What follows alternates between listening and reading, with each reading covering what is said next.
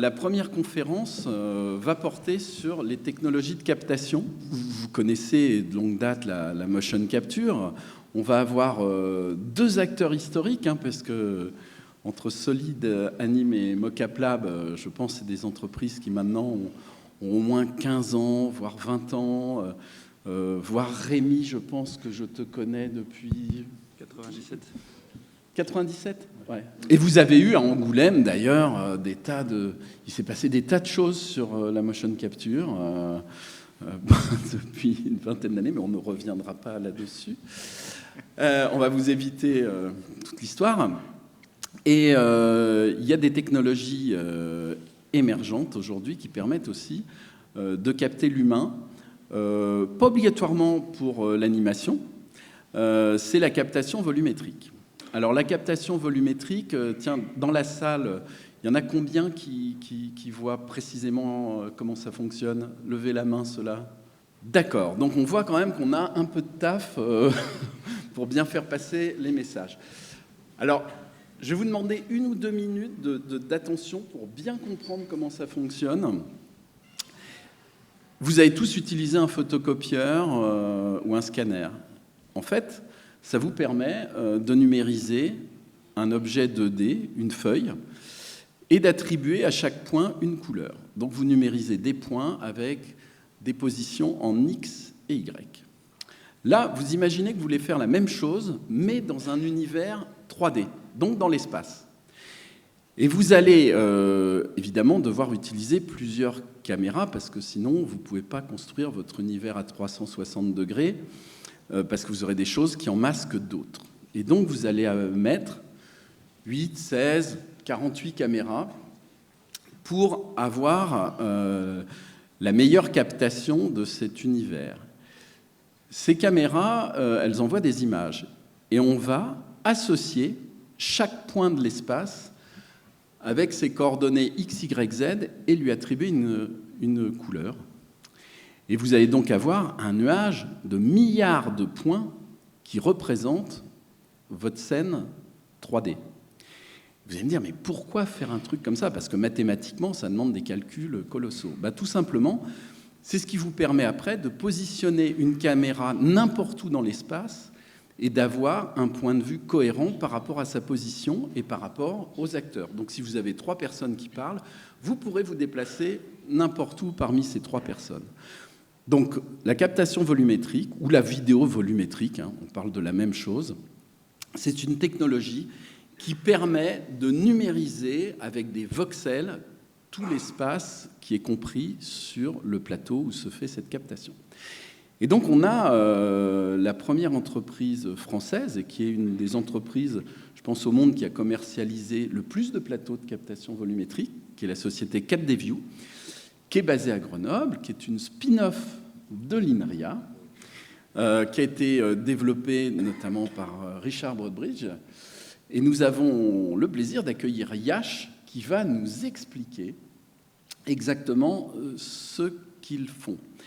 Et donc, je vous propose d'écouter sa présentation. On n'est pas directement sur quelque chose qui est aujourd'hui utilisable pour l'animation. Par contre, c'est très inspirant pour voir les technologies qui pourront se créer autour de ça dans les années à venir et du coup avoir un nouveau dispositif pour capter de l'humain, pour pouvoir faire de l'anime. À toi, Yash. Merci Stéphane. Bonjour à tous, je suis Yash de 4DView. Comme c'est évident, je ne suis pas français. Mais alors, veuillez m'excuser si je prononce mal quelque chose ou je me laisse tomber un peu de franglais. Aujourd'hui, je suis ici pour vous parler de la hâte de raconter des histoires sur des supports que nous n'avons jamais eu auparavant, pour créer des expériences uniques et pour donner vie à une vision créative. Je voudrais commencer par remercier RADI 2022, les organisateurs du pôle Image Majoli Angoulême, de m'avoir donné l'opportunité de venir parler avec vous. La présentation d'aujourd'hui comporte 3 phases. C'est Capture, Build et Deliver. La première étape, c'est pour capturer la performance humaine avec la capture volumétrique. Et la deuxième étape, c'est construisez votre expérience 3D avec des outils créatifs.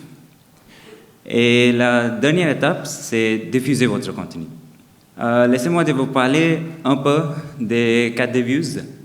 On est fondé à la India en tant que projet de recherche. 4D Views a mis la vidéo volumétrique sur le marché en 2027. Il y a depuis 15 ans, on fait ça. Depuis là, nous avons perfectionné la technologie pour vous offrir quelque chose qui ressemble à ça. Ya! Ya! Ya! Ya!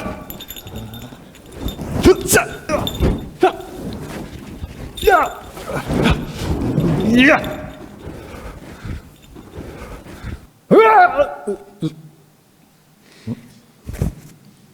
Oui, nous avons vraiment apprécié cette baguette show après le tournage. Allez, on commence avec la première phase, c'est Capture. C'est la Holo6, c'est notre Capture Volumetric Studio. Le Holo6 est composé de 48 caméras et 36 lumières déposées autour d'une zone de capture circulaire et aussi avec les quelques serveurs. Nous avons 3 parties à la Holo6, c'est la control, l'acquisition et processing and storage. C'est la control est l'endroit où l'opérateur de Holo6 il utilise le système en dehors du studio. L'acquisition est l'endroit où la magie opère dans la zone de capture du studio.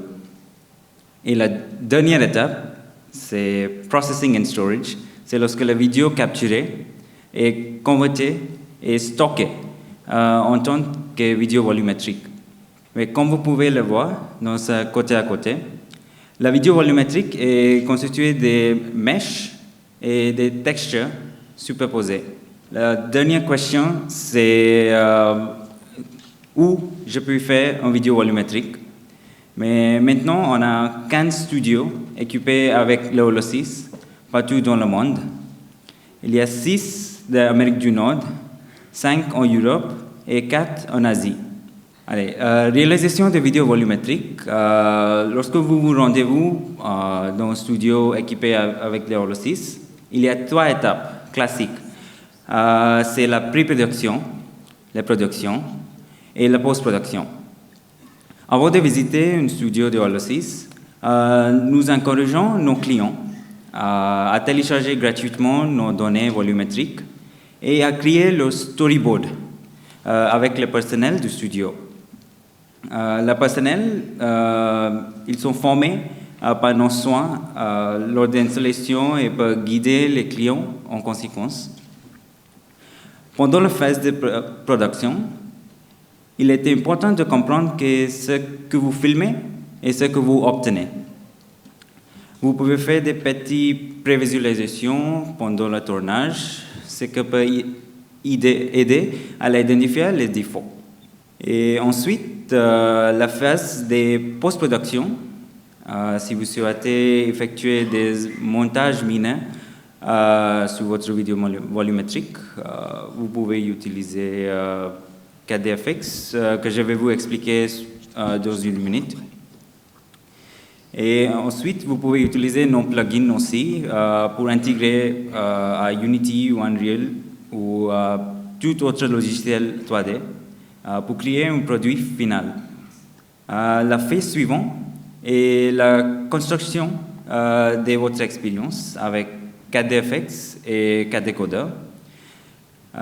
L'idée, c'est d'éditer votre vidéo volumétrique avec des modifications mineures pour gagner du temps dans Unity ou Unreal ou les autres logiciels. Avec 4DFX, vous pouvez modifier certains aspects de notre vidéo volumétrique. C'est la mesh ou la texture, ajouter l'effet de transition, du ton ou de tracking.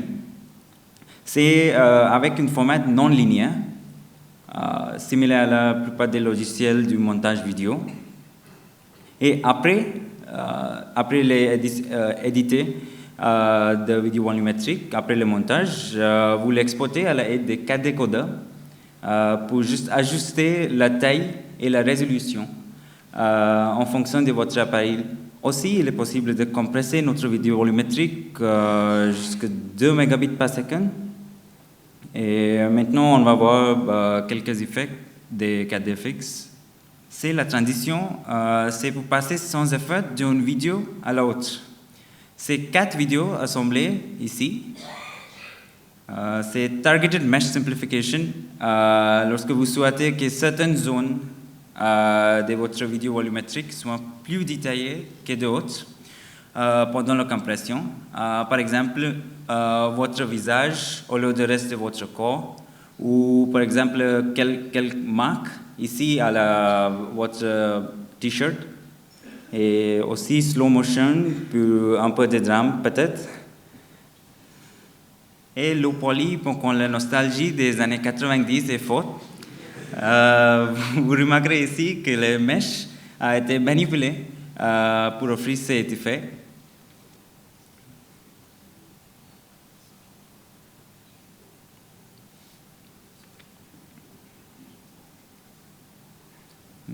C'est la même baguette, mais en low poly. Et aussi, les color replacement. Vous pouvez changer le color de vos vêtements avec les logiciels. Ici, nous modifions la texture qui recouvre la mesh. Et enfin, pour augmenter l'émotion, faites en sorte que votre vidéo volumétrique suive le regard de votre spectateur en AR ou VR. Et la phase finale consiste à livrer votre contenu. C'est notre vidéo volumétrique, c'est compatible avec les logiciels et les technologies standards du secteur. C'est pour le web ou VR ou AR. Pour illustrer, j'aimerais vous montrer 3 projets réalisés à l'aide de Holosys. Le premier projet, c'est Mylène Farmer. Mais Mylène Farmer, elle a visité notre studio à Grenoble il y a quelques mois pour tourner avec nous. Et ici, son équipe a ajouté des effets de post-production pour créer cette ambiance d'un autre monde dans son nouveau clip. Je pense qu'elle a été visionnée plus d'1 million de fois sur YouTube. La deuxième, c'est Woodkid.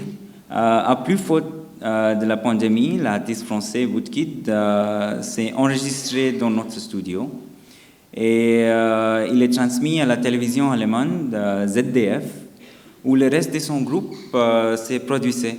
Vous pouvez voir la différence des vidéos volumétriques et la vraie humaine. Et ici, c'est notre studio partner en Espagne. Il crée un marché de humains numériques effectuant diverses activités et les vendent comme des actifs individuels. Il utilise des vrais humains pour peupler les foules grâce à son logiciel Anima. C'est juste vidéo volumétrique et voilà, c'était Capture, Build et Deliver. J'invite tout le monde à tester gratuitement notre vidéo volumétrique sur notre Creators Platform avec les plugins Unity et Unreal et toutes les documentations et tous les tutoriels et notre software. Et quand vous serez prêt, venez à Grenoble pour un petit tournage peut-être. Merci Yash.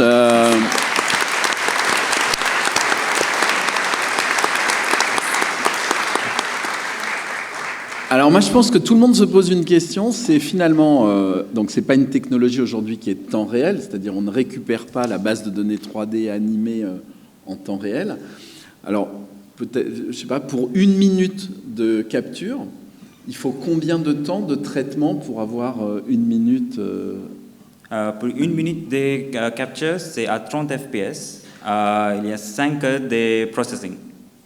5 heures, Oui, d'accord. 5 heures de processing. Et la définition que vous utilisez pour les caméras, C'est 4K. On utilise la définition de caméra, c'est 4K. D'accord. 4K 4K. Ouais. Pardon, 4K. Ok. Très bien. Alors, est-ce qu'on a une... Alors déjà, est-ce que vous avez des questions, Rémi ou Jean-François? Non. Bon, ben, ah oui, t'as plus de micro. Non, mais enfin, écoute, moi j'adore cette technologie et je trouve qu'elle est extrêmement prometteuse. Non, la question, moi, souvent qu'on se pose, mais un peu comme toi, je connais un peu, j'ai déjà posé des questions à Richard, mais c'est quelle définition on a à quel point on peut s'approcher. Et effectivement, si les caméras sont 4K, quel détail on a en finale sur un visage, par exemple? Jusqu'où on peut aller dans un gros plan? Oui, c'est possible, mais la résolution, c'est uniforme à tout le corps. Mais c'est possible après, pour zoomer un peu, mais la résolution, c'est uniforme. Vous aurez l'occasion d'échanger. Et est-ce qu'on a une ou deux questions dans la salle? Ah oui, une question. Donc Stéphane Donikian. Oui, non, j'avais une question sur... tu as rapidement parlé des transitions. Je connais votre techno depuis un certain temps, mais une des limitations que je connaissais jusqu'à présent, c'était qu'il n'y avait pas de squelette derrière, et qu'en fait, on avait juste le mesh externe. Et quand on veut faire des transitions, du coup, comment... Là, on a vu que c'était les mêmes postures. On change de vêtements sur le même personnage, mais on fait une transition avec exactement la même posture, le même personnage. Si on veut faire des enchaînements, du blending, est-ce que vous pouvez faire ce genre de choses? Si on veut créer une animation complexe à partir d'un certain nombre de petites séquences d'animation. Actuellement, c'est quatre vidéos. On a capturé ça. C'est la même posture. Il marche sur une treadmill. On fait la captation avec la même posture, le même mouvement. Et après, il change le vêtement. On fait les 4 vidéos. C'est dans le logiciel. C'est possible pour recaler, oui. Et dans le logiciel, oui, c'est ça. Mais donc, en fait, physiquement, il se passe quoi? C'est une sorte de morphing de la position A vers la position B? Oui, c'est possible aussi. Pour la position A, oui, c'est possible. Mais on a déjà fait une démo, un humain, et il morphe à la chien.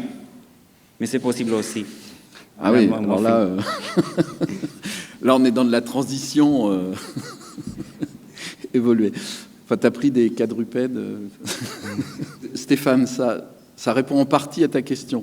Tu n'as pas toutes les réponses, mais vous aurez l'occasion avec Yash de pouvoir rééchanger. On va passer... alors, on reviendra à la fin de notre échange, mais on va passer à la présentation de Rémi Brun. Voilà, Actisystem à Dijon, il y a... Tu l'as dit tout à l'heure, en 97 96 et on faisait de la motion capture de chevaux. Voilà, et depuis, alors tu as été dans plusieurs entreprises, toutes spécialisées dans la motion capture. Et donc maintenant, tu diriges Mocap Lab, je pense, depuis à peu près 15 ans. Et tu vas nous expliquer les sujets sur lesquels vous travaillez et comment tu vois les évolutions justement de ces technologies. Et là, on est directement en lien aussi avec l'animation, puisque c'est des technologies qui sont utilisées pour l'animation. Et vous avez même participé à la production de séries d'animation. Merci Stéphane. Bonjour à tous. Et, je suis très content d'être là et de parler mocap. Alors là, j'ai fait une diapo avec un sujet de 3 lignes, parce que c'est comme ça que le sujet nous avait été envoyé il y a un mois, je crois. Maintenant, c'est devenu la mocap en 2022, un peu plus court, et plutôt un état de l'art. Enfin, l'idée, c'était de faire un état de l'art de la mocap, mais ce que je vais faire ce matin, c'est pas spécialement un état de l'art technique, ni même de vous dire un peu où on en est, mais plus de finalement répondre à la question qu'on nous avait posée, très scolairement, même si je trouve que cette question, justement, elle amène à des questions très intéressantes sur la mocap et sur où en est la mocap. Mais pour moi, la question n'est pas spécialement technique, elle est justement, on verra, beaucoup plus culturelle. Et c'est là qu'il y a des changements qui se font et qui doivent continuer à se faire. Donc très rapidement, voilà, donc Mocap Lab, je vous présente Mocap Lab en quelques slides, mais on est une boîte dédiée à la mocap, donc on ne le cache pas, on fait de la mocap, et c'est dans la boîte, c'est dans le titre, donc on est 100% dédié à la mocap. Ça fait à peu près 30 ans que j'ai commencé, quand j'ai rencontré Stéphane, ça faisait déjà quelques années, mais pour les anciens, c'était Richard Boringer qui défiait l'émotion, l'ordinateur jusqu'à l'émotion, en 93-94 à Imagina.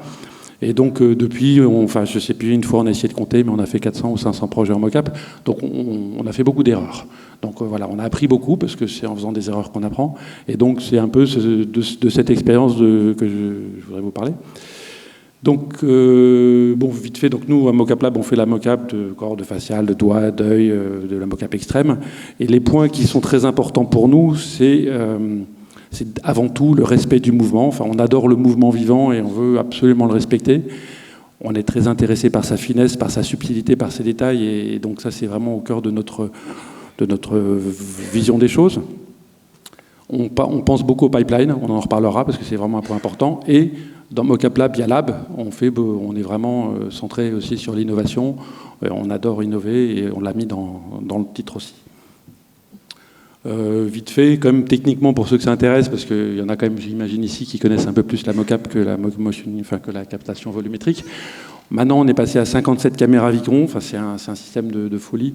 Avec 16 millions de pixels par caméra, ça fait qu'on a pratiquement 1 milliard de pixels en route à chaque fois qu'on tourne, avec des systèmes de caméras embarqués sur les head-mounted cameras pour mesurer le visage ou les yeux. Donc, on a une machine de guerre qui est géniale. Je pourrais en parler pendant des heures, mais je pense que c'est pas là que ça se passe. Le sujet sur la mocap, je pense maintenant surtout à Angoulême, il est pas technique. Voilà, donc là, c'est juste rapidement un peu tous les domaines dans lesquels on travaille. Et vous voyez, il y a les jeux vidéo, la publicité et l'animation, mais c'est un morceau de la mocap actuellement. Donc la question, elle était posée comme ça, et donc moi, j'ai essayé de la prendre comme elle était posée. Et donc c'était coût de production, volume produit et dans un temps donné. Donc pour résumer, est-ce qu'on pouvait faire plus vite, moins cher ? Et voilà, c'est ça exactement... fait 30 ans qu'on me demande ça, et c'est 30 ans que j'essaye de répondre, et 30 ans qu'on répond de travers. Ou alors je me suis dit, ce matin, je vais essayer de répondre un peu cash, pour dire, bon, voilà, est-ce que on y arrive ? Alors effectivement, voilà. D'accord, donc c'est simple, on peut s'arrêter là, et on fait plus vite, moins cher, et on est tous contents. Mais malheureusement, alors si, ce que ça veut dire, c'est quand même, je le redis, parce que je triche pas quand je dis ça, on peut livrer des quantités astronomiques de données et de mouvements 3D de grande qualité, ça c'est vrai. On peut livrer rapidement et tourner rapidement, c'est incroyablement vrai, et à des prix qui sont très raisonnables, surtout vu les quantités et vu la rapidité. Néanmoins, si on faisait plus vite, moins cher, on serait les rois du marché. Et il y aurait de la mocap partout, et toutes les séries, tous feraient en mocap, et on serait des multinationales. Et voilà, hein, on ne l'est pas, on va le dire clairement. Et donc, pourquoi ? Il doit bien y avoir une raison, puisque c'est vraiment, si vous êtes sur un marché quelconque et que vous allez plus vite, vous faites plus et vous faites moins cher, normalement, il n'y a pas photo, vous devez prendre une part de marché importante, vous devez faire plein de projets et vous êtes débordé. Et typiquement, on bosse, mais on est loin d'être saturé. J'y vois deux façons d'essayer de répondre à la question. C'est plus vite et moins cher de quoi ? Et ça, souvent, cette question-là, on ne se la pose pas. Et c'est un des points importants. Et de quelle façon on le fait ? Et donc, c'est les deux questions que j'ai essayé d'aborder ce matin pour voir pourquoi on ne s'apprend pas. Donc, en gros, ça revient à dire sur quel style et sur quel pipeline. Quand on fait de la mocap, une question importante à se poser, c'est de quel style on parle, pour quel type de projet, et quand on a décidé de le faire, comment on s'y prend. Pour moi, et c'est le fruit de toutes ces années, c'est si dès le début du projet et dès le début de la direction artistique initiale, le germe initial du projet, il n'y a pas l'idée que le projet va être en mocap, on n'est déjà pas très bien parti, et il faut que ça soit pensé. Que ça soit pensé très très tôt dans la chaîne, et que la direction artistique soit au courant qu'il va y avoir de la mocap et qu'elle l'assume. Et donc ça se traduit directement par il faut que le caractère design soit aussi adapté et que ce ne soit pas n'importe quel caractère design. Donc c'est des choix fondamentaux dès le départ. Alors là, j'ai repioché un petit peu dans des projets dans ces 30 dernières années, enfin plutôt dans les 15 dernières d'ailleurs, voilà, et vous montrer quelques projets où finalement on a eu un chara design India qui marchait super bien et ça a cartonné. Techniquement, il n'y avait rien d'exceptionnel, mais je pense que vous avez tous vu le clip de Scar les 3 clips de Scar pendant le confinement, et ça a été un succès et ça marchait très bien. Vous connaissez les projets de Bastien Dubois, que ce soit Cargo Cult ou Portrait de voyage, où on a fait une mocap très fine, très détaillée, très subtile, avec un rendu pas du tout réaliste. On a sorti 3h30 d'animation de cinématique pour Siberia l'année dernière. On a fait un gros projet sur un personnage de Hardman, donc c'est pas normalement des pros de la mocap au départ, mais là c'était un projet qui était pensé pour la langue des signes, donc il fallait absolument que ça soit fait en mocap, et on a pu faire un personnage, donc c'est le petit personnage avec la grosse tête, et on a fait, je sais plus, 1 heure de langue des signes en mocap avec un personnage pensé pour, très animation. Et alors d'autres exemples comme le documentaire Le Dernier Gaulois, où bien sûr je reviens parce que maintenant je me rends compte que Renaissance, donc moi je m'occupais de la mocap de Renaissance ou de Skyland, et c'est vieux, mais c'était des projets qui étaient très adaptés, ou des projets comme l'Odyssée de l'espèce, aussi plus de 20 ans, ou Life is Strange dans les jeux vidéo. Voilà, on en trouve un peu partout. Donc des styles de personnages et de direction artistique qui sont compatibles mocap, il y en a. Pas toutes, pas tous, mais il y en a beaucoup.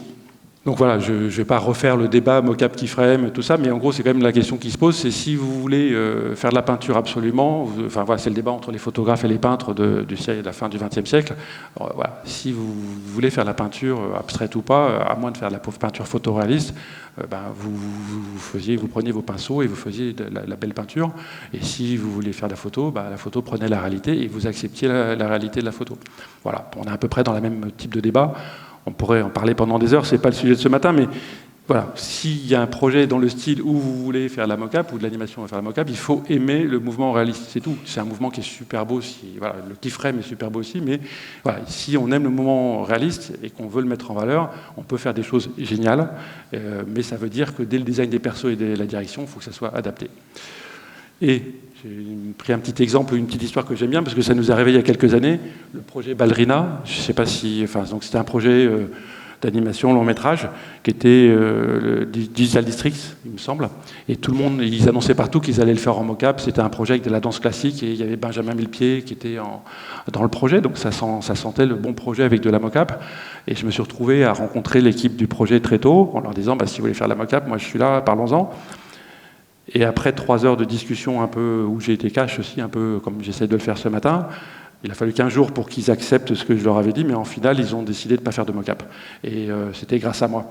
Et je dis ça parce que il faut accepter parfois de dire non, le projet, le caractère design, l'intention que vous avez, vous voulez faire du Pixar-like, faites-le à la main parce que la mocap ne le fournira pas. Et j'ai recroisé Laurent Zetoun quelques années après, un des producteurs, qui m'a dit « Merci Rémi, je pense que tu nous as bien aidé à ne pas partir dans une mauvaise direction ».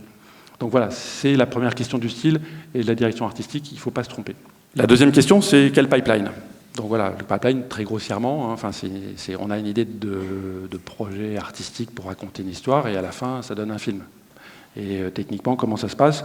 Alors j'ai fait très simple, il y en a sûrement qui vont trouver que c'est trop simpliste, mais grosso modo, on a un projet, on a un storyboard souvent quand même assez tôt, après on fabrique des assets. Alors je parle d'un film d'animation en 3D, on a des persos en 3D, on fabrique des assets en 3D, on fait un layout, on enregistre des voix, on fait une animatique 3D, 2D, après on passe à l'animation keyframe, après on fait du rendu, il y a plein d'autres petites étapes de finition. Et puis, moi, depuis le début, on me dit, bon, Rémi, il faut mettre de la mocap. Et donc, on me dit, voilà, on a notre pipe, et viens amener ta mocap parce que ça ira plus vite, moins cher. Et, voilà. Et on a essayé plusieurs fois, et même à Attitude Studio, je m'étais déjà battu à l'époque en disant, c'est bien, mais on n'est pas vraiment intégré dans le pipe au départ. Et on s'était battu, et comme à Attitude Studio, on était interne à la boîte, on avait pu défendre notre bout de gras, mais même à l'époque, c'était difficile. Parce que quand on fait ça, qu'est-ce qui se passe ? On se dit, on va rajouter des retouches. La retouche, c'est un truc mélange entre mocap et keyframe, c'est déjà un petit peu moins classique animation keyframe, et ça rajoute du temps. Et puis après, on se rend compte que les personnages 3D ne sont pas forcément adaptés, il y a des questions de retargeting, et là, on pourrait faire une conférence entière sur retargeting, parce que c'est compliqué. Et puis on se rend compte que les voix, finalement, elles arrivent ou pas avec la mocap, que finalement, est-ce qu'on respecte les voix de départ et tout ça. Et en plus, en final, on baigne dans un environnement global qui est une culture animation keyframe qui est très forte et qui croyait que la mocap allait permettre de simplifier les choses et d'aller plus vite et tout ça, mais dans les faits, qu'est-ce qu'on a ? On a peut-être plus, mais plus vite, rarement, ou moins cher, mais j'en suis pas sûr. Et qu'est-ce qu'on gagne ? De la souffrance et de la déception. Enfin, voilà, je suis cash, je vous l'avais dit. Bon, je caricature un peu. Mais j'ai parlé il y a très longtemps à des gens qui avaient été animateurs sur tous les films de Zemeckis. Et même s'ils étaient contents d'avoir une bonne paye pendant quelques années, ils n'avaient pas aimé leur job, parce que retoucher de la mocap, c'est un boulot que les animateurs n'aiment pas spécialement. C'est pas valorisant, c'est laborieux, et il n'y a pas beaucoup de créativité, parce qu'il faut retoucher quelque chose qui a déjà été choisi artistiquement. Je Je pense qu'il faut faire attention, et malheureusement la mocap souffre de cette image-là, et on pense que la mocap et l'animation ont du mal à fonctionner à cause de ce genre d'expérience dans lesquelles j'ai plongé le premier. Hein. J'ai fait une conférence en 95 au Gobelin.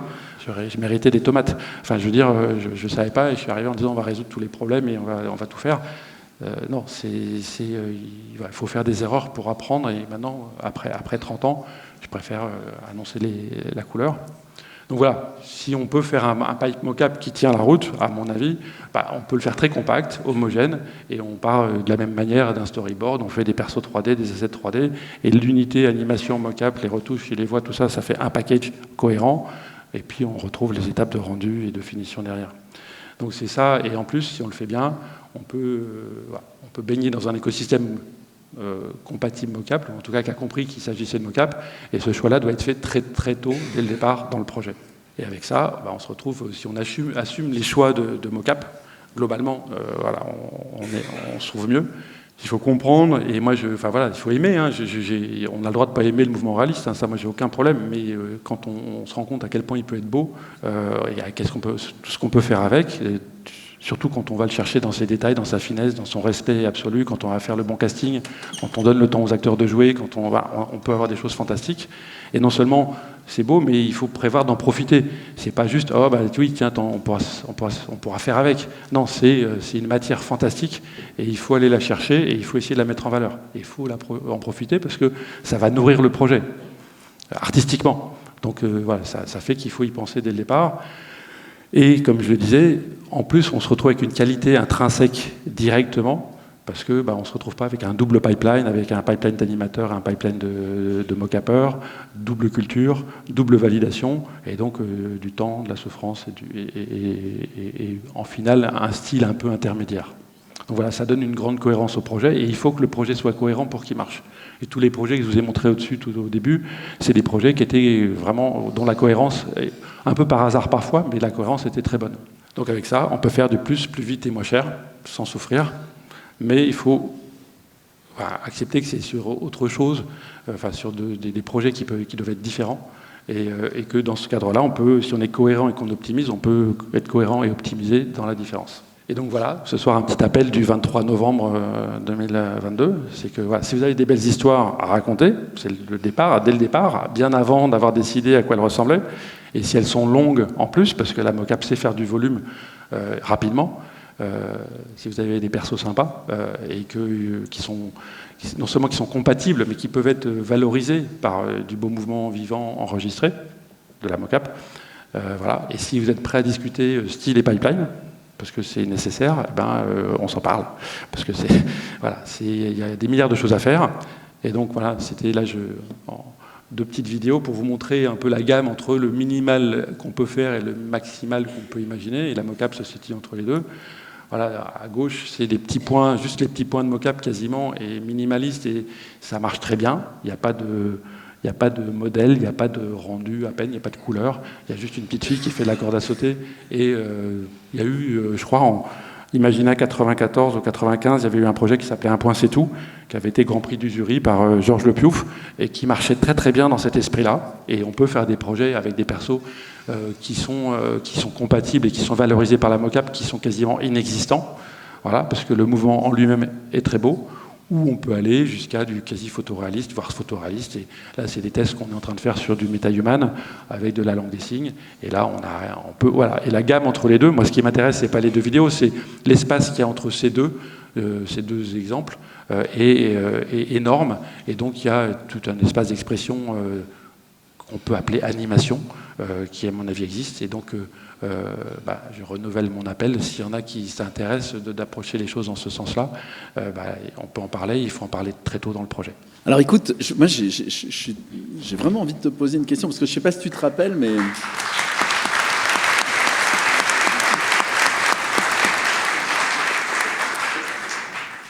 Il y a quelques années, il y avait le FITA à Angoulême. Le FITA, qui était piloté par René Broca avec Christian Jacquemart, nos ancêtres des Radiraf. Et justement, René et Christian m'avaient demandé de modérer une conférence sur la motion capture il y a près de 25 ans. Et on était déjà autour de la table. À l'époque, j'avais une question qui était de dire, mais en coût-minute, qu'est-ce que ça représente? Et du coup, je vais reposer la même 25 ans après. Aujourd'hui, on sait, par exemple, le coût. Alors, on parle de coût moyen minute sur l'animation en France. Aujourd'hui, c'est à peu près 12 000 € la minute quand on regarde les chiffres publiés par le CNC. Et donc, si jamais je suis producteur d'animation, je me dis, bah tiens, sur cette série-là, peut-être que la mocap pourrait être intéressante. Et donc, si je viens de voir et que je te demande, par exemple, une série longue, je ne sais pas moi, du 26 x 26, je vais arriver, le coût de la prestation chez vous, c'est quoi à peu près remis en coût par minute? Ouais. Non, c'est une question. Normalement, tu fais des devis régulièrement. Non, justement, je réponds à cette question-là très régulièrement. Donc voilà, on me téléphone souvent et même on a des mails où il y a 3 lignes. Bonjour, j'ai un projet en mocap, ça coûte combien? Ou envoyez-nous votre grille de tarifs. Ou voilà. Et la réponse qu'on a, c'est on ne peut pas vous répondre parce que ça dépend du projet. Donc maintenant, je n'hésite pas. Je me suis interdit de répondre au téléphone. J'ai du mal à répondre devant plus de gens encore. Maintenant, ce que je peux dire, c'est que ça peut être économiquement, ça peut être bien inférieur à ce que tu viens de dire. D'accord. Maintenant, mais alors, je comprends très bien que tu ne peux pas répondre puisqu'on n'a pas de projet, on n'a pas, etc. Mais dans les devis que tu as faits, tu dois avoir une fourchette entre le prix le plus bas et le prix le plus haut. Et donc cette fourchette, je pense, tu dois l'avoir en tête. Non, mais je vais essayer de donner une fourchette et je te dis, le 12 000 € la minute, je pense que c'est vraiment le très haut. Enfin voilà, après si on fait du cinéma, si on fait du photoréalisme et tout ça, maintenant ce que tu me demandes, c'est plutôt le prix le plus bas. D'accord. Et que le prix le plus bas, enfin Ouais. Quand je parlais de 12 000 €, c'est la minute finalisée. Je sais bien. Etc. Et là, je redirais sur des projets comme ça, on étudie des projets où on pourrait être à 3 à 6 000 € la minute finalisée, si on inclut tout, mais ça n'a presque pas de sens parce qu'on travaille sur des projets en temps réel. C'est-à-dire que maintenant, avec Unity, Unreal, on a des gens qui viennent et qui ont un personnage qui est prêt et on le fait danser et on le diffuse en live sur Instagram ou sur un autre moyen. Et ça pourrait être une anime finalisée à ce moment-là. Donc on pourrait être tellement bas que ça n'a plus de sens comme question. Mais comme parce que je veux pas donner l'impression qu'on est lutte pour ne pas répondre parce que ça pourrait être plus cher. C'est pas cher.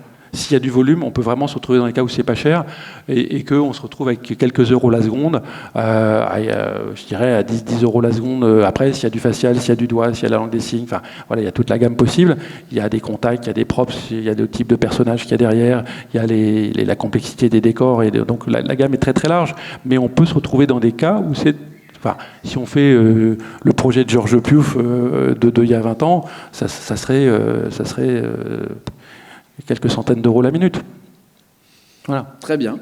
Mais et sérieusement, parce que là je veux pas, je pense que si on pense très tôt le projet et que le projet est cohérent, ça peut être ce genre de prix pour beaucoup de projets. Mais il faut avoir pris les choses dans le bon sens. Et qu'à chaque fois qu'on fait une approximation sur quelque chose, on fait 1 fois 1,5. Et voilà, 3-4 fois 1,5, ça peut vite faire multiplier par 3 ou 4, voire par 10. Mais c'est super, Rémi, voilà. Tu nous as répondu. Merci.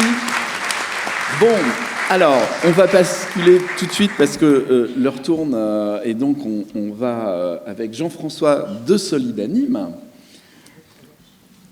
Bonjour à tous. Bonjour. Voilà. Bonjour Jean-François. Donc, merci Stéphane pour l'accueil et merci pour nous avoir invités aujourd'hui au Radiraf. Je vais répondre aux mêmes questions du coup, puisque j'ai eu les mêmes questions par rapport à l'intérêt de la motion capture aujourd'hui dans un workflow. Donc je vais commencer par un peu la présentation de notre société. On existe depuis 2007, on a investi dans de la R&D dès le début, en 2009. Effectivement, à la base, Solidanime, c'est un studio de motion capture, mais on a assez vite évolué vers un studio d'animation complet. C'est-à-dire qu'aujourd'hui, on propose toute la gamme de services, du storyboard jusqu'à la livraison de l'image finale, et toujours avec ce côté mocap qui est assez présent, effectivement, dans nos projets et qu'on essaye d'utiliser à bon escient sur chacun de nos projets. Donc, du coup, effectivement, Je vais passer un petit peu rapidement sur ces slides-là. L'intérêt de la mocap, finalement, pour nous, c'est que ça nous avait ouvert un peu à tous les marchés, puisqu'on s'est intéressé à l'animation, on fait du jeu vidéo, pas mal, on fait de la production virtuelle, et on a bossé en pub, en cinéma, et dans tous les nouveaux médias qu'on voit actuellement. Donc finalement, ça nous fait travailler un petit peu partout. C'est ça l'avantage de cette technique. Donc sur l'historique un peu de Solidanime, donc créé en 2007, on a travaillé assez tôt avec les technos qu'on développait en interne sur des projets américains, notamment avec notre technologie de caméra tracking temps réel, qui est un peu un périphérique, on va dire, à l'activité mocap. Mais bon, je passe rapidement dessus puisque c'est pas le sujet aujourd'hui. Là où ça a commencé on va dire, en termes de volume, nous, à être intéressant, c'est sur le premier long-métrage qu'on a fait en motion capture, qui était Cro-Blanc, produit par Superprod, où là, justement, on parlait de projets qui s'y prêtaient, ça s'y prêtait, puisqu'on voulait une animation assez réaliste sur les humains du film. Et puis, il y avait aussi 60% de présence à l'image du chien-loup, donc on a aussi fait de la motion capture de chiens pour cette occasion-là. Je montrerai les images après. Et après, donc, la technique est particulièrement adaptée quand on a besoin de beaucoup de volume d'animation et qu'on a un budget qui n'est pas forcément très élevé. Donc on a fait le docu-fiction Notre-Dame de Paris, où là on a produit 52 minutes d'animation pour un budget absolument ridicule par rapport à un des budgets standards d'animation classique. Oui, et c'est 52 minutes d'ailleurs, pas que d'un personnage, parce qu'il y a des... Oui, il y a eu de la foule, on a fait de la foule avec Golem d'ailleurs, on a fait pas mal de librairies d'animation justement en motion capture sur ce projet-là. Alors là, pour le coup, j'ai pas les stats, mais j'ai des chiffres moi, par contre je vais vous les donner après, sur les différents projets les plus récents qu'on a fait. Et là, plus récemment, donc, on a fait une série d'animations, Tara Duncan à 52 x 11, où on a utilisé massivement la motion capture pour animer les personnages du film, puisque là, c'était une présence en moyenne de 5 personnages par plan. Au niveau quantité d'animation, ça devenait un peu dantesque, donc il fallait trouver des solutions à la fois artistiques et économiques pour réaliser ce genre de projet. Et donc plus récemment, on retravaille de plus en plus à nouveau dans le jeu vidéo, où là on est vraiment sur les aspects techniques de la mocap, parce qu'on va retravailler techniquement les animations mocap pour qu'elles collent aux besoins spécifiques des jeux vidéo. Donc voilà quelques références dont je parlais aussi un peu à l'instant. Donc c'est vrai qu'on est pas mal sur le marché des VFX cinéma, du coup, grâce au fait qu'on est sur de l'animation réaliste et c'est demandé en effets spéciaux. Donc on a fait des animations pour Harry Potter, pour Watchmen, pour différents films. Et puis on est aussi sur le marché de l'animation. Donc c'est vrai qu'on a un peu les jambes en travers sur ces différents types de projets, ces différentes typologies de projets. Donc ça c'est un peu pour les rêves, je passe un peu. Et donc là, moi ça fait aussi pas mal de temps, j'ai commencé à travailler en mocap en 2001 et donc j'ai travaillé sur Charlie la chocolaterie. Donc là c'était pas encore avec Solidanime puisqu'on a été créé en 2007, mais on était déjà sur de la doublure digitale. Donc comme quoi la motion capture ça date un peu, puisqu'on arrivait déjà à faire ça à l'époque, à être vraiment dans le photoréalisme des personnages. Et puis 10 ans après, on a travaillé sur le film d'Alain Chabat, Santa et compagnie. Et c'est marrant parce qu'il y avait à nouveau des petits lutins à animer en motion capture pour le film. Donc ça m'a rappelé un petit peu Charlie auparavant. Et donc là, ce qu'on voit après aussi dans le coin en haut, c'est donc le chien. On a fait la motion capture du chien pour Cro-Blanc. Donc ça, c'était la première anime test qui a validé finalement le fait qu'on allait motion capturer le chien dans le film. Donc là, c'était pas le modèle du tout, effectivement, du chien du film, mais et là, c'est de la motion capture brute, c'est-à-dire qu'on a juste fait le traitement sur les points et il n'y a pas eu de motion editing, c'est vraiment ce qu'on arrivait à sortir en brut, sans retouche d'animation derrière. Donc, c'est un exemple qui est en train de circuler. Et puis bon, on s'est amusé aussi, on a fait du chimpanzé en motion capture, tant qu'à faire, c'est pas le seul animal, le chien n'était pas le seul animal qu'on a expérimenté. Ça doit être complexe, le rigging sur des chiens. Alors c'était particulier, et c'est vrai que heureusement avec la technologie Vicon, ça nous permet de créer des topologies de squelettes complètement customisables. Donc effectivement, il y a moins d'outils automatisés, parce que c'est prévu pour l'humain à la base, mais on a pu faire un squelette de quadrupède et directement calculer, solver, ce qu'on appelle le solving. Donc c'est calculer le mouvement sur un squelette. J'explique juste, c'est qu'en fait, quand vous captez un chien, il a peu de chances d'être vraiment homothétique avec le chien que vous allez le retrouver. Oui, enfin, on a essayé là pour le coup. Il faut être capable de passer de... Pour le coup, on a essayé de se faciliter la tâche, parce que c'est vrai, effectivement, il y a une question de proportion. Ouais. Il faut rester à peu près dans des proportions équivalentes entre le comédien et le personnage. En tout cas, ça nous facilite beaucoup le travail derrière de ce qu'on appelle le retargeting. Après, il y a une marge de tolérance, et avec les outils qui sont apparus, on a une bonne marge sur l'être humain, on a quand même une bonne marge de tolérance en termes de différence de taille entre l'acteur et son personnage. Bon, sur le chien, on s'était facilité la tâche, on avait pris un berger suisse, donc c'est un peu le cousin d'un berger allemand, et il avait à peu près la taille du chien dans le film. Donc oui, il ne fallait pas non plus se rajouter de la difficulté à la difficulté, quoi. C'était déjà suffisamment complexe d'arriver à sortir des animations de chiens, donc voilà. Et du coup, sur ce même film, justement, Cro-Blanc, pour parler aussi des services périphériques qu'on fait, parce qu'on parle de motion capture, mais nous, en fait, on l'intègre vraiment dans un workflow un petit peu plus global. Donc, on fait de la prévise live. Donc, là, c'est un exemple de ce qu'on enregistrait en live sur le plateau de tournage de Cro-Blanc. Et donc, on avait une version layout très simple, des personnages, des décors. On voit que justement avec la technologie optique, managed to put Jim all out of commission all by himself. Le visage, le corps.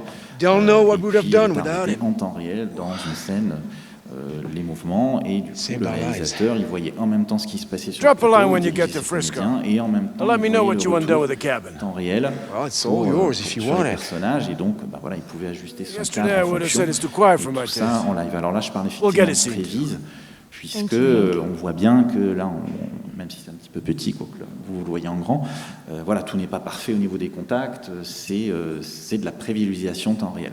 Donc il y a encore des finitions à faire pour avoir un mouvement complètement fini. Et là, il y a un deuxième petit exemple où on mixe un peu nos technos. Donc on est sur un décor maquette, une vraie maquette. Donc là, on a une petite caméra qui traque la vidéo, et en temps réel, on intégrait des personnages 3D qui était pour le coup pas réaliste, donc c'était un gorille, donc là on voit un comédien qui fait bien le gorille, et donc là c'est un peu un exemple où on peut un petit peu divaguer à partir de la technologie mocap. J'ai fait un petit état de l'art aussi quand même des technologies qui existent en mocap. C'est vrai que je vais peut-être passer un peu rapidement parce que c'est assez technique, mais en gros aujourd'hui il y a 3 grandes techno utilisées en mocap, mais c'est quand même important de le préciser parce qu'il y a mocap et mocap, si je puis dire. Donc la motion capture la plus performante, si je puis dire, en termes de résultats et de précision, c'est la motion capture optique. Donc là, je cite quelques fournisseurs de motion capture optique. Il y a ce qu'on appelle la motion capture gyroscopique, donc c'est des combinaisons avec des senseurs. Donc la marque la plus connue, c'est Xsense qui fait ça. Et donc ça, c'est des systèmes qui sont vendus moins cher que des systèmes optiques. Et maintenant, il y a la nouvelle intelligence artificielle où ça fleurit de partout. Il y a des sites qui proposent poster vos vidéos et on vous calcule de la motion capture à partir d'une base vidéo. Donc c'est pas de la vidéogrammétrie comme 4D View, c'est vraiment, on calcule une armature, un squelette à partir de différents points de vue vidéo. Et là, ils annoncent des prix défiant toute concurrence, mais justement, je vais faire une petite démonstration chiffrée après par rapport à tout ça, ce qui nous amène finalement... là, je vais passer peut-être rapidement les avantages de la motion capture optique. Donc c'est ce qu'on fait à Solidani, mais ce qu'on fait aussi, je pense, chez Rémi, c'est des caméras à très très haute résolution qui nous permet de faire du multicomédien, de capturer aussi tout ce qui est marquable, c'est-à-dire tout ce qui peut porter des marqueurs peut être capturé avec de la technologie optique. Donc ça peut être des objets, des chaises, des tables, des armes, des props. On met des marqueurs dessus et on récupère le mouvement de ces entités.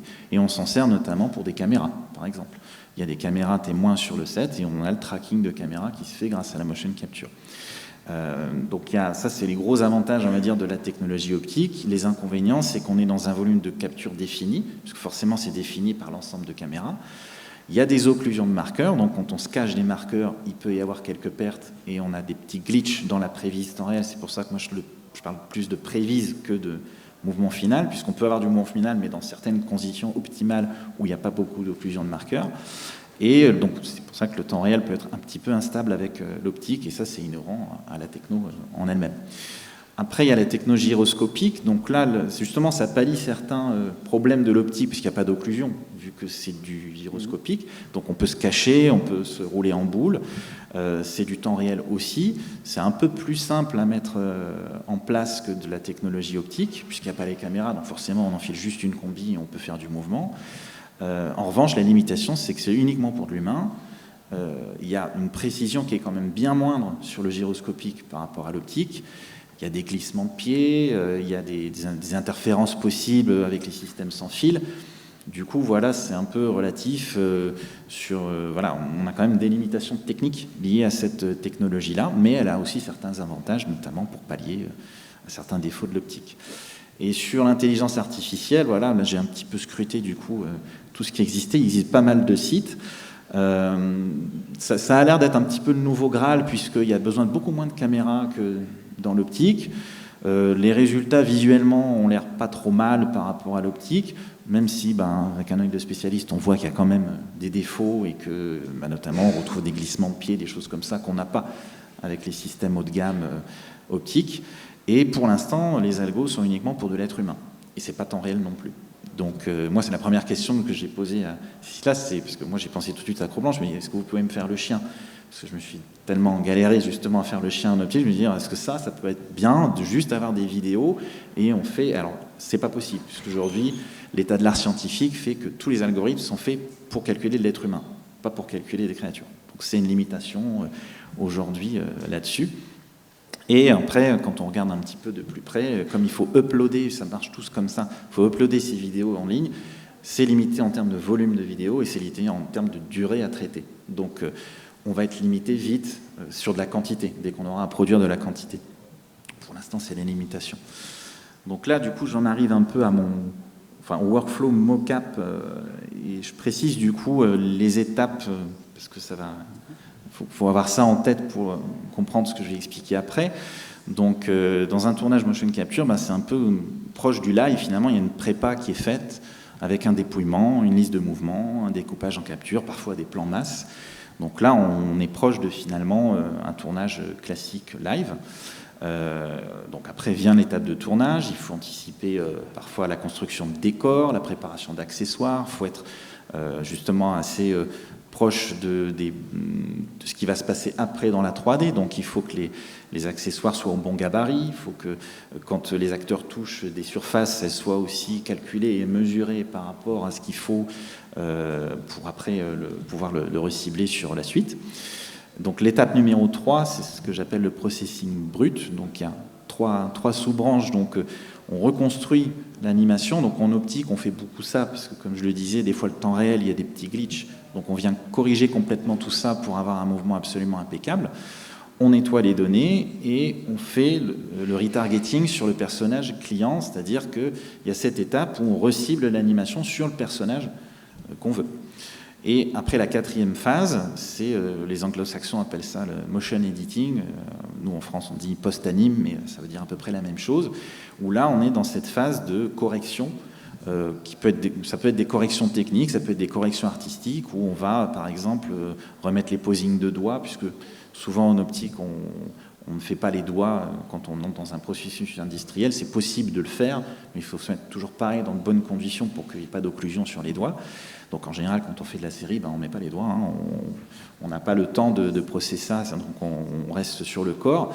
Et donc si, par exemple, là je parle par exemple du jeu vidéo, il faut cycler des animations, il faut les retoucher quand même un peu, c'est des corrections techniques, voilà, ça rentre dans le motion edit.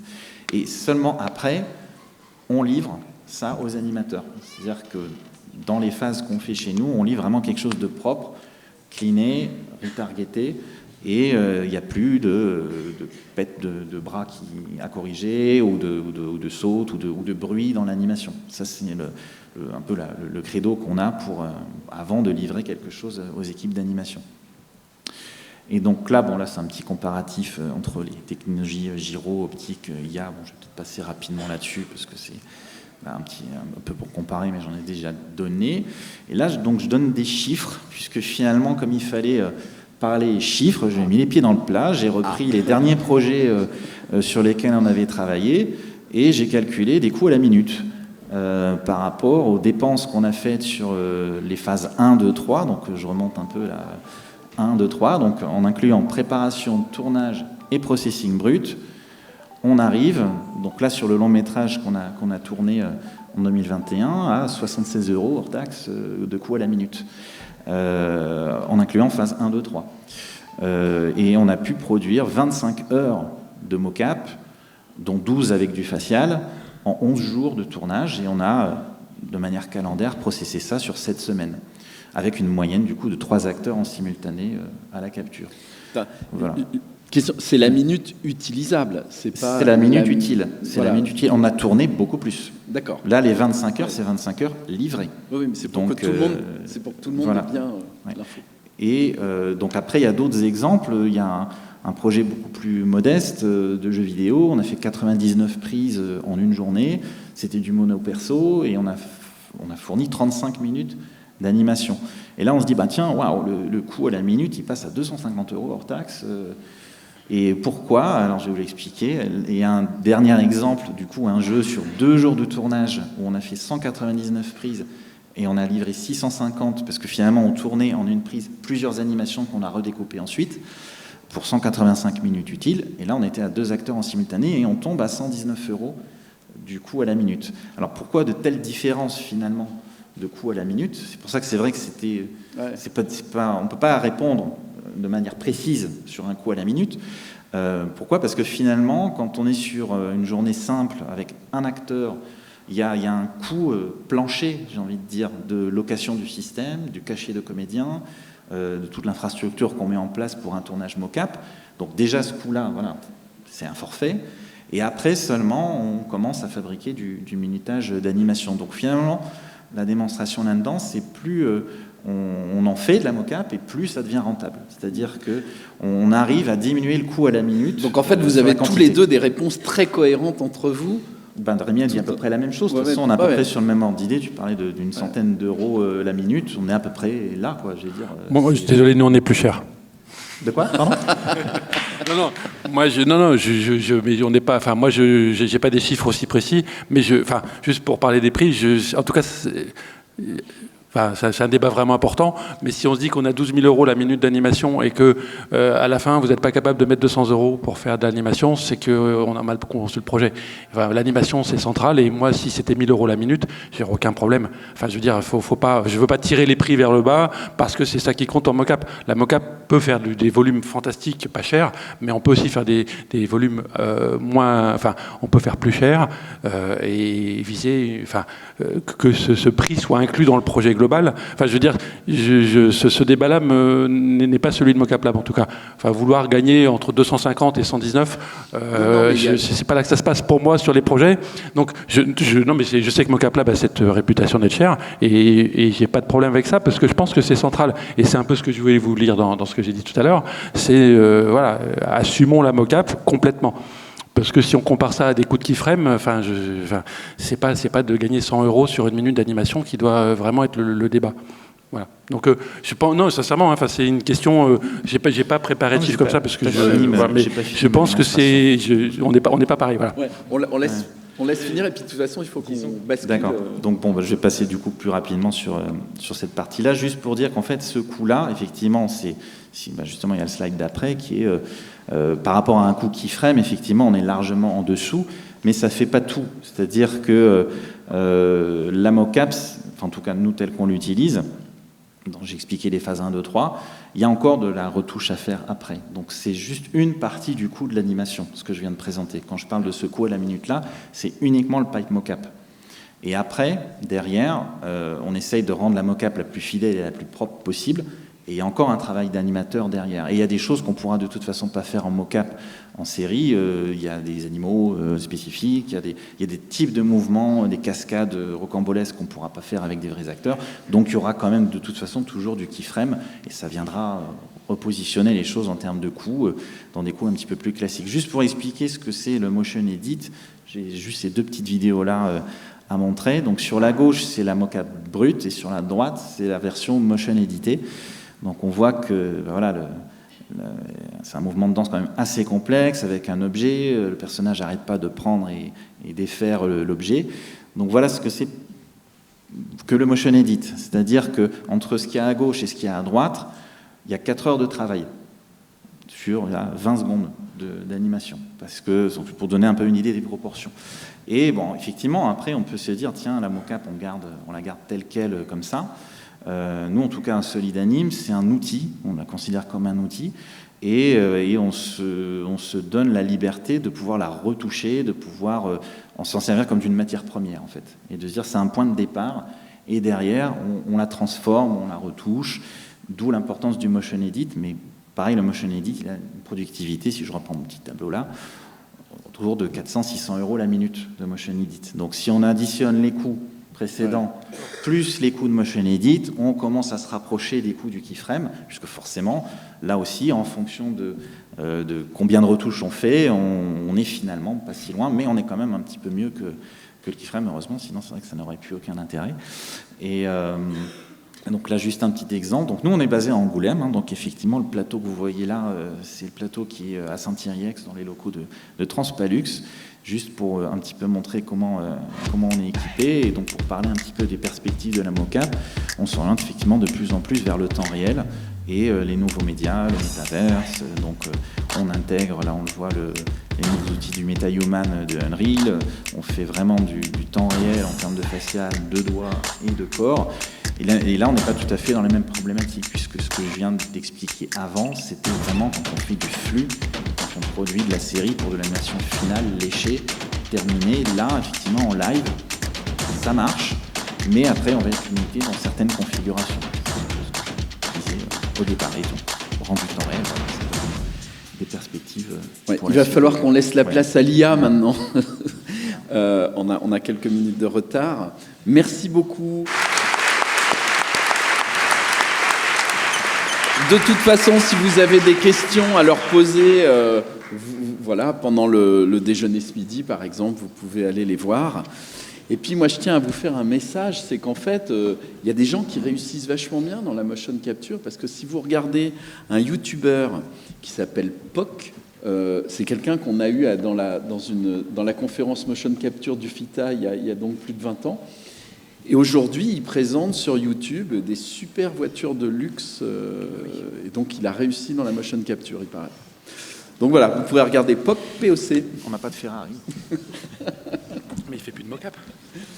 Ah non, il ne fait plus de mocap. Mais vous regarderez, c'est assez étonnant.